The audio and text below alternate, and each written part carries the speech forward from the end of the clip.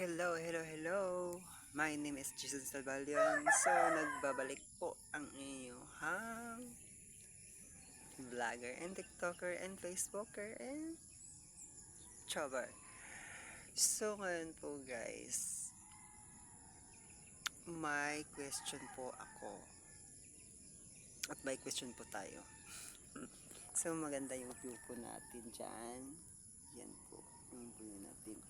So ngayon po guys, ang i-question ko po sa inyo guys, kasi bakit hindi pa nila dali na ibaba ang presyo ng bigas. So dito ilang kilo lang po.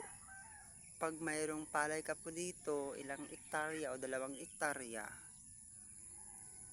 Guys, grabe. Pagsaka na po yung yung mga palay ganyan. Yan, ilang kilo na lang po yan. Diyan, yan po, nakaduniyang na po yan. Nakaano na po yan sa yuta, sa lupa po.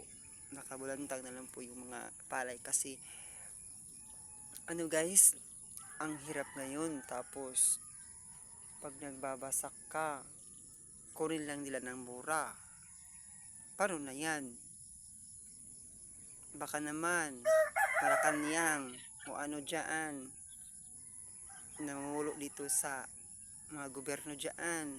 Ano na, malapit ang eleksyon. Street bot.